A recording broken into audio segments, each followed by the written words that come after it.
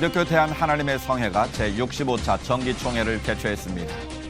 가장 큰 이슈로 떠오른 교단 통합의 여부와 주요 안건에 관한 내용 자세한 소식 잠시 후 전합니다. 가정의 달을 맞아 가족이 함께 즐길 수 있는 클래식 공연이 펼쳐졌습니다. 오늘 문화산책에서는 가정의 소중함을 잔잔히 느낄 수 있는 공연 패밀리를 소개합니다. 목회자의 소명 발견과 신학 공부의 필요성을 강조한 책이 발간됐습니다. 신학대학의 변화와 참된 신학교육의 해법, 열린교회 김남준 목사에게 들어봅니다. 여러분 안녕하십니까? 양인순 목사입니다. 언제나 최초라는 타이틀이 붙으면 매우 큰 의미를 부여받게 되는데요. 작가 한강 씨의 소설이 한국인으로서는 최초로 세계 3대 문학상 중의 하나로 불리는 영국의 맨 부커상을 받아서 국내 문학계에서도 매우 흥분한 모습입니다. 상 받고 칭찬받는 건 늘 이렇게 기분 좋은 일입니다. 비록 우리 생애에 세계 문학상 수상 같은 세상의 영예는 없을지라도 우리의 더 큰 상급은 매일의 삶이 주님께 잘했다 칭찬받는 것 아니겠습니까? 하루하루 그런 삶을 모두 소망합니다. 시철 매거진 굿데이 오늘 순서 시작합니다.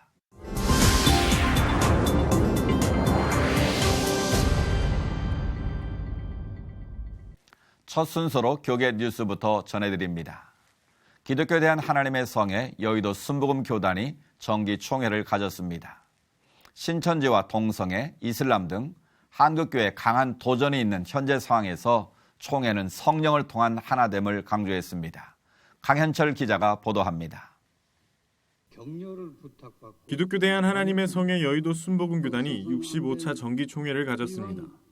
이날 참여한 702명의 총회 대의원은 서대문 교단 통합 안건을 승인하는 한편 국권이 단결해야 한다는 것에 의견을 같이 했습니다. 정기총회 개회 예배 설교에 나선 이영훈 총회장은 신천지가 한국교회를 흔들고 있지만 하나님의 교회를 해칠 수 없다며 우리는 단결해서 성령을 충만히 받아 권능을 입고 이들의 도전을 이겨낼 수 있다고 말했습니다. 성령이 임했다고 하면 교회는 부흥할 수밖에 없습니다. 왜냐하면 성령께서 교회를 세우셨고 성령께서 교회를 통하여 선교사를 파송하셨고 주요 교단 총회장들도 축사를 통해 교단 쇄신 의지를 격려했습니다. 대한예수교 장로회 통합 총회장 최영남 목사는 한국교회에 대한 기아성 교단의 공로에 대해 말하며 성령운동, 말씀운동으로 하나 되자고 강조했습니다.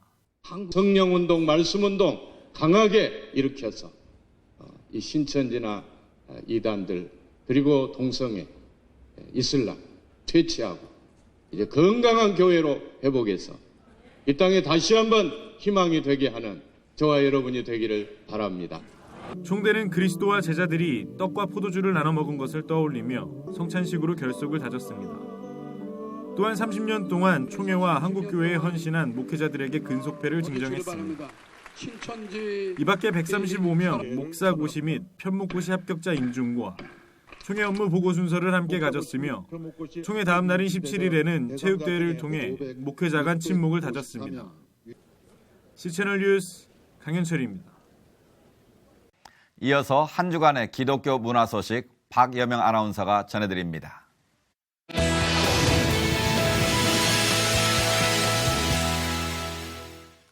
여러분은 클래식 하면 어떤 생각이 떠오르시나요? 관심은 있지만 지루하다, 또 어렵다 이런 생각도 많이 드실 텐데요. 여기 클래식 무대를 좀 더 친숙하게 만나볼 수 있는 그런 공연이 있다고 합니다. 사연도 보내고 내가 좋아하는 노래도 들을 수 있는 그런 곡인데요. 깐타피아의 두 번째 정기 공연 패밀리 함께 만나보시죠. 몇 년 전 가족 시간 계산기라는 이름의 캠페인을 혹시 기억하시나요? 평균 수명을 기준으로 내 인생에 남은 시간 중 일하는 시간과 자는 시간, TV나 스마트폰 보는 시간, 친구들 만나는 시간, 또 그 밖의 시간들을 빼고 남은 시간이 바로 가족과 함께할 시간이라는 내용의 광고였는데요. 이 캠페인은 많은 이들의 마음을 울리며 가족의 소중함을 다시 한번 생각하게 했습니다.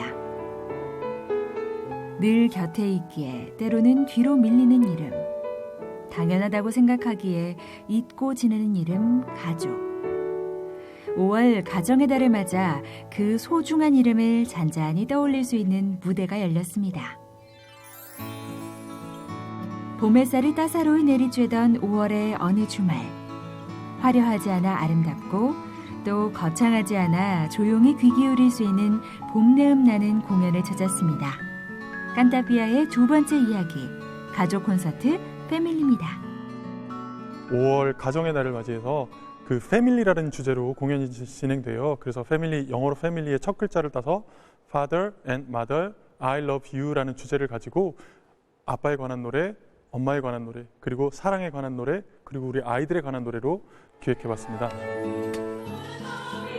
가족 콘서트 패밀리는 관객 중심의 공연 문화를 통해 클래식 음악의 대중화를 선도하기 위해 작년 5월에 창단된 아트 컴퍼니 깐타피아가 선보인 무대인데요. 일반인들에게는 어렵게 느껴지는 정통 클래식이나 가곡, 다양한 장르의 음악들을 보다 쉽고 재미있게 표현해왔던 깐타피아가 특별히 5월 가정의 달을 맞아 패밀리라는 주제로 준비한 두 번째 정기 연주회라고 합니다. 운전을 하고 가다 보면 라디오를 듣기도 하고 그러잖아요. 그러면 라디오에서 사연이 나오고 사람들은 너무 그런 거에 너무 익숙하잖아요. 그런 것처럼 클래식 공연도 그렇게 조금 익숙해지고 편안하게 라디오처럼 그냥 편안하게 앉아서 듣고 내가 듣고 싶은 노래를 한번 신청해서 나도 내가 듣고 싶은 거 클래식으로 들어보면 안 될까? 이런 마음으로 준비를 했으니까. 푸치니의 오 사랑하는 나의 아버지, 슈베르트의 세레나데, 코플랜드의 나는 고양이를 샀다네.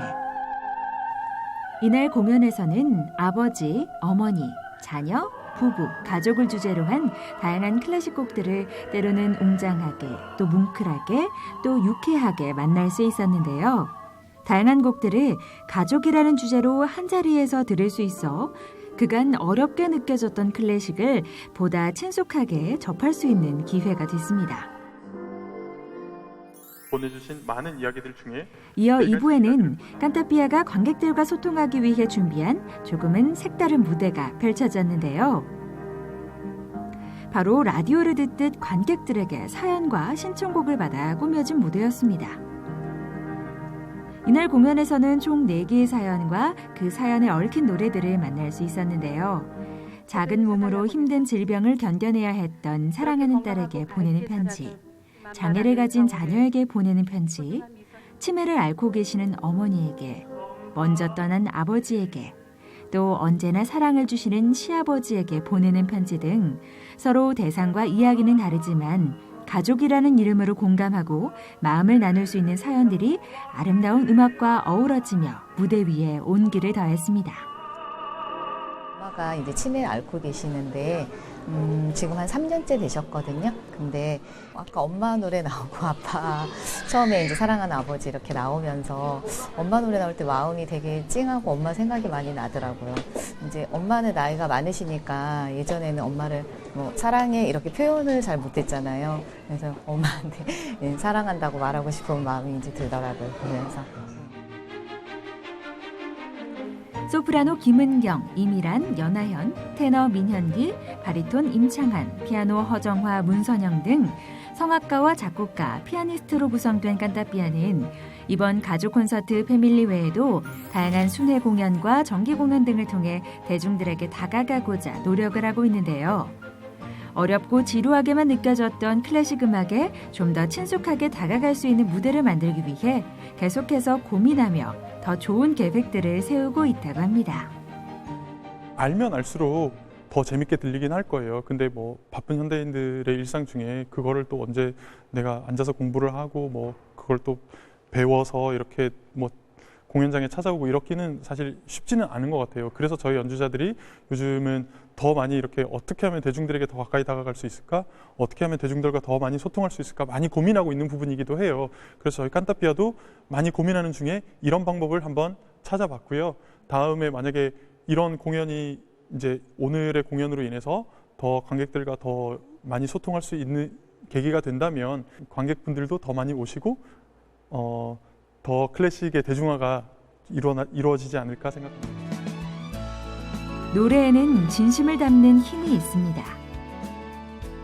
때로는 바빠서, 쑥스러워서, 또 어색해서 하지 못했던 말들을 그 선율에 담아 전해보는 것은 어떨까요?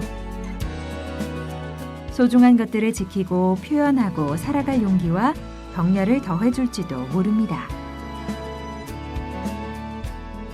칸타피아가 준비한 두 번째 이야기, 패밀리를 통해 흘러갔던 우리네 인생과 가족, 사랑의 이야기처럼 말이죠. 클래식을 통해 만나는 우리네 일상의 이야기, 음악으로 전하는 마음속 깊은 이야기, 칸타피아의 두 번째 정기 공연 패밀리였습니다.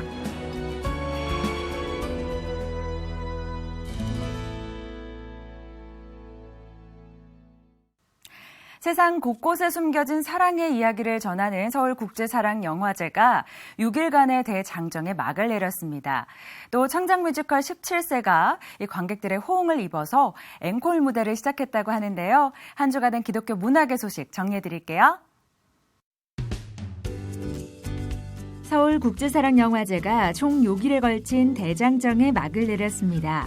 지난 15일 중견 신진 영화인들이 참가한 가운데 폐막식이 열렸는데요.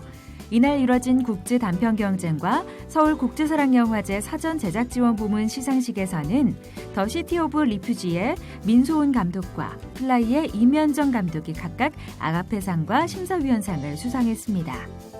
서울국제사랑영화제는 5월 10일부터 6일 동안 위로를 주제로 다양한 스펙트럼의 영화를 소개하며 관객과의 소통을 시도했습니다. 뮤지컬 17세가 오는 7월 말까지 앙코르 공연을 이어갑니다. 뮤지컬 17세는 이금미의 동명소설 17세를 원작으로 한 뮤지컬로 지난해 초연돼 호응을 얻은 바 있는데요. 가출한 17세 딸을 가진 엄마가 이메일로 딸과 교감하는 내용을 담은 작품으로 방황하는 청소년과 그런 청소년을 지켜보는 부모들을 위로하는 작품입니다. 대학로 한성아트홀에서 7월 말까지 만나보세요. 다큐멘터리 영화 드롭박스가 오는 19일 개봉합니다. 드롭박스는 30여 년 전 아들이 심각한 장애를 갖고 태어난 것을 계기로 부모에게 버림받는 아이들을 위해 평생을 헌신하기로 한 주사랑 공동체 이종락 목사의 인생을 따뜻하게 조명한 다큐멘터리 영화인데요. 생명에 대한 고민을 하게 하는 묵직한 메시지를 덧지고 있습니다.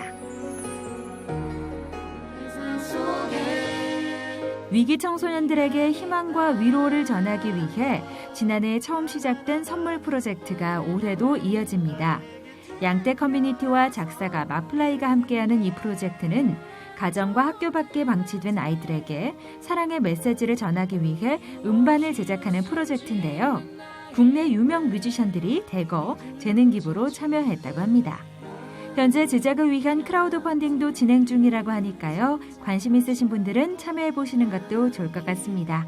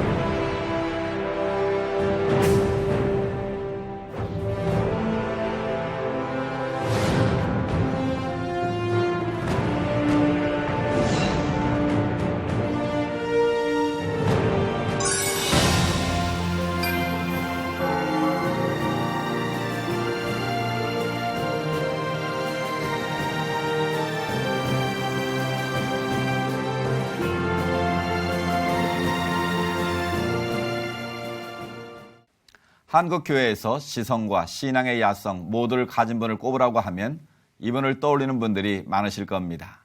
열린교회 김남준 목사님 오늘 저희 스튜디오에 모셨습니다. 목사님 안녕하십니까? 네, 반갑습니다. 최근에 신간을 내셨어요. 신학 공부 나는 이렇게 해왔다. 제목만으로도 그 책 내용이 궁금해지는데 그 책을 쓰게 된 배경을 좀 소개해 주시죠. 2012년도에 한국에 있는 어느 신학대학원에서 저를 개강 수련회에 불렀고 그때의 학생들에게 전한 말씀을 기초로 해서 한 4년 6개월 정도 집필을 해서 이 책을 내게 되었습니다. 네, 네. 특별히 신학 교육에 대한 대대적인 변화를 말씀하셨는데요.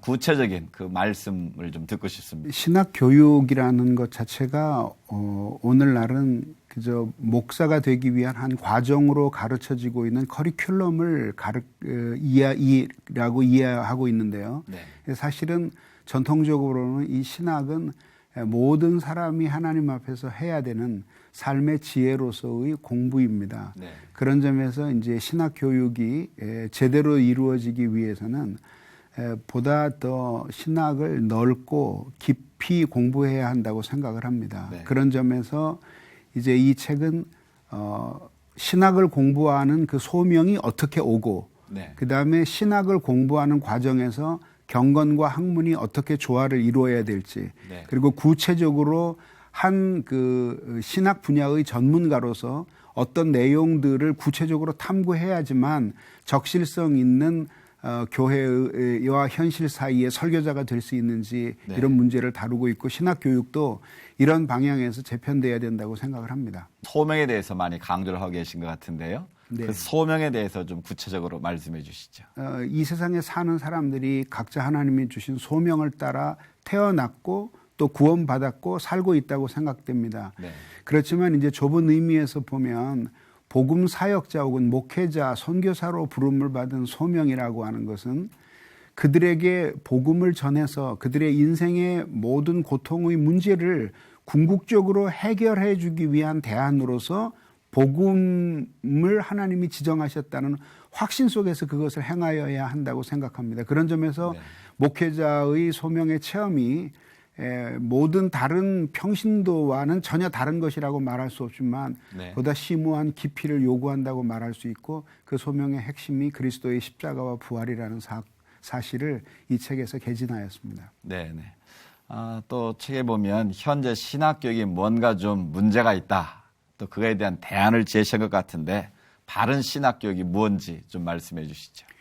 이 책에서 신학 교육의 문제를 대대적으로 지적을 하고 그것에 대해서 그 개혁을 여기에서 이야기한 것은 아닙니다. 이 책의 목적 자체가 네. 신학 교육의 개혁이라기보다는 내가 이렇게 신학 공부를 해오고 그 과정에서 오류와 실수도 있었고 또 바르게 가는 길도 있었는데 네. 그런 점에서 나의 걸어온 길들이 후학들에게 거울이 됐으면 좋겠다라는 네. 점에서 이제 이 제시를 한 것이죠. 예. 네, 네. 재정적으로 열악한 신학 대학을 위해서 교단의 역할도 주문하신 걸로 알고 있는데요. 최근에 이제 기독교 주간지에다가 제가 12번에 걸쳐서 한국 교회를 말한다라고 하는 그 투고를 했습니다. 그 속에서 신학 교육이 어떻게 개선되어야 되겠는가라는 문제를 다루면서 나왔던 이야기입니다. 핵심은 이런 식으로 신학대학교나 혹은 신학교가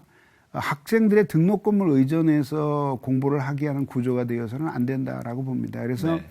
교회는 철저하게 그 사람이 소명받은 사람인가를 검증하고 네. 재능이 있는가를 검증하고 학교에서는 그 학생들의 그 학교에서 가르치는 공부를 감당할 수 있겠는가라는 것들을 신앙과 함께 평가를 하고 그렇게 된 후에는 그 등록금을 내지 않고 무료로 공부하고 필요한 책들과 필요하다면 생활의 일부 비용도 지급받으면서 공부할 수 있어야 되고 생각됩니다. 그런 것들을 위해서 재정적인 방안은 그 교단에 속한 지교회들이 예산의 0.5% 내지 1%를 신학교육 부담금으로 내게 하는 것이죠. 그 재원을 가지고 학생들을 그 재정적인 것 때문에 그 기준에 되지 않는 학생들을 그 뽑으려는 그런 그 시도들이 없어져야 된다고 봅니다. 네. 최근 한국교회 미래를 위해서 염려하는 분들이 참 많으신 것 같은데요.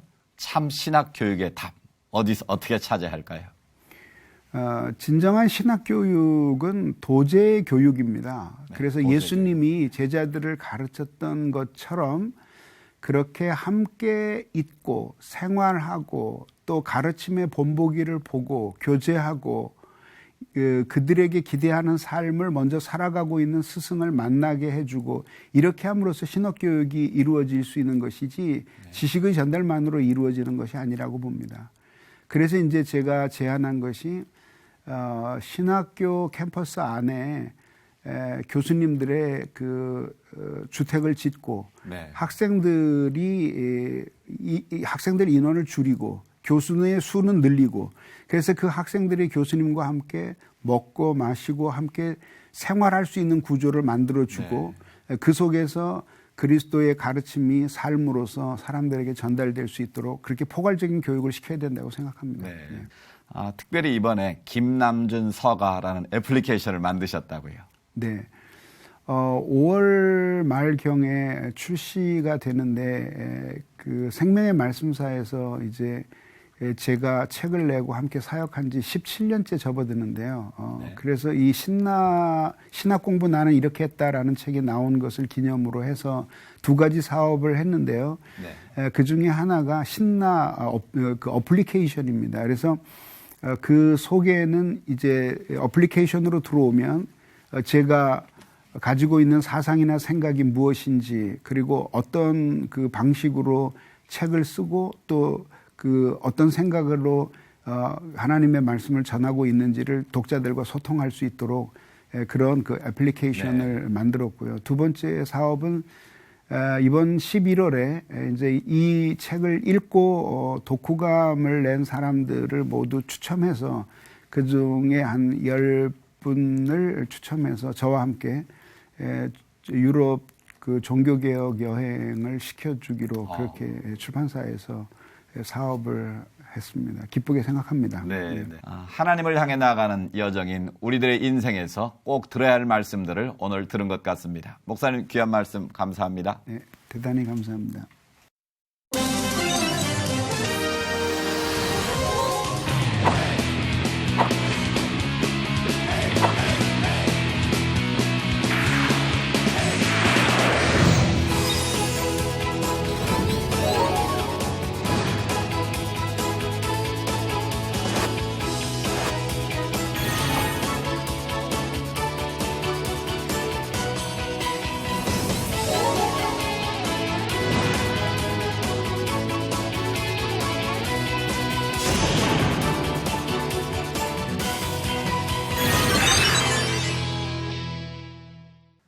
지진으로 큰 피해가 있었던 일본에 다시 지진이 감지됐다는 소식 들으셨을 겁니다.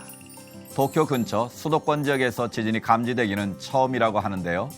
모쪼록 피해가 없길 바라겠습니다. 시철 매거진 굿데이는 여러분의 참여를 기다립니다. 아래 전화번호와 이메일로 언제든지 연락 주시기 바라고요. 인터넷 검색으로도 저희 방송을 다시 보실 수 있다는 것도 기억해 주시기 바랍니다. 오늘 순서는 여기까지입니다. 시청해주신 여러분 고맙습니다.